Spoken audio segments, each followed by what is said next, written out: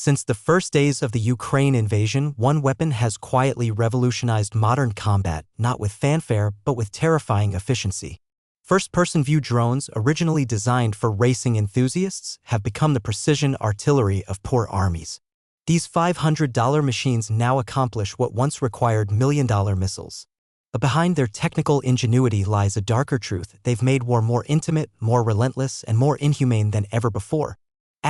To understand why FPVs have changed everything, we must examine three brutal realities: their tactical advantages, the psychological warfare they wage, and why even advanced militaries struggle to stop them.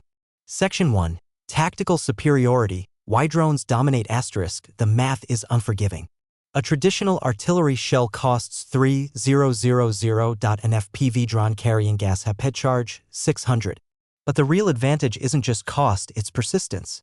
Where artillery batteries need resupply and barrel cooling, drone units can launch sorties 24/7 from hidden garages. Their pilots, often gamers recruited for their hand-eye coordination, develop terrifying proficiency. Some Ukrainian battalions report losing more men to drones than to bullets or shells. The kill chain is brutally efficient. A spotter drone identifies targets using thermal imaging. Coordinates are relayed to FPV teams 5 to 10 kilometers behind lines. The pilot, wearing VR goggles, flies at 100 kilometers per hour with a 3 kilometers range. Their warhead, often a repurposed RPG round, detonates on impact.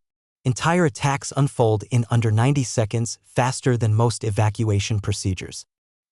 Section 2. The human cost. Fighting ghosts. Veterans describe the sound first, a high-pitched whine like an angry hornet swarm. By the time you hear it, the drone is already locking on. There's no honorable duel, no chance to return fire. Just the primal scramble for cover that many won't find. Medics have coined new terms for the wounds. Drone syndrome refers to survivors who develop involuntary flinching at buzzing sounds. Surgical reports detail unique injury patterns. RPG warheads don't just penetrate, they spray molten copper that cauterizes wounds even as it destroys tissue. The lucky ones lose limbs.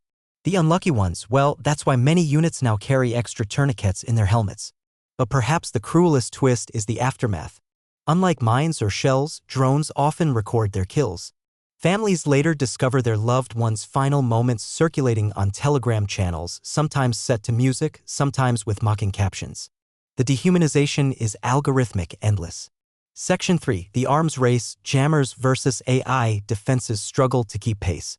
Early jammers worked by flooding radio frequencies until pilots switched to pre-programmed GPS routes. Then came drop drones that release grenades from altitude, avoiding jammers entirely. Now both sides experiment with AI targeting that removes human pilots altogether. Ukrainian engineers showed me their latest countermeasure: drones carrying nets to physically snare attackers. It looks primitive until you realize each net costs less than losing a soldier. Meanwhile, Russian factories mass-produce FPVs with 3D printed parts, proving sanctions can't stop this new industrial warfare. Death from above and below. Ukrainian assault turns into massacre as Russians unleash drone swarms and hand-thrown mines. Svatov criminal line. Date. A Ukrainian assault meant to reclaim lost territory collapsed into unimaginable carnage today as Russian forces combined hand-thrown tank mines, flamethrowers, and swarms of suicide drones to annihilate the attacking troops in what survivors describe as a storm of fire and shrapnel. The trap is sprung. A perfectly executed kill zone. Drone footage and intercepted radio transmissions reveal the horrifying sequence of the ambush. False retreat bait. Russian troops staged a disorganized withdrawal, luring Ukrainian forces into a pre-sighted killing field. Tank mines hurled like grenades. As Ukrainians pushed forward, Russian soldiers emerged from spider holes and threw TM-62 anti-tank mines by hand, detonating them mid-air or rolling them into trenches.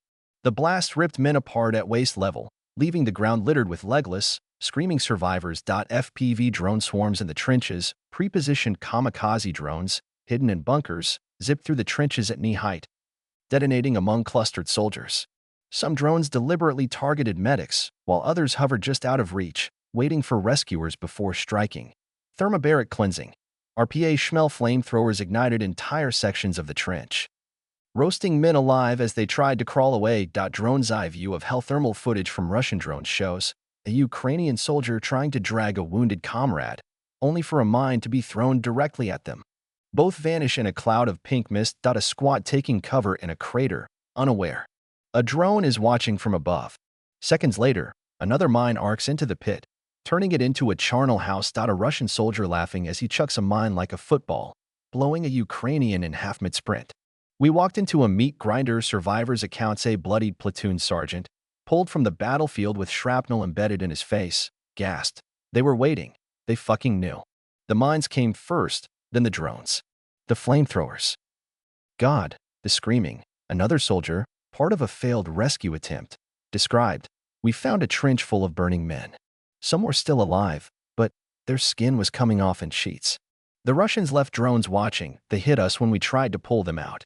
Russian radio chatter, like shooting ducks in a barrel. Intercepted communications reveal Russian troops mocking their victims in real time. Throw another one.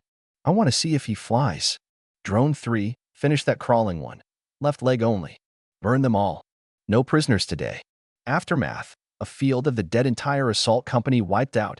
Estimates suggest 60 plus Kia, with dozens missing or captured. Booby-trapped corpses.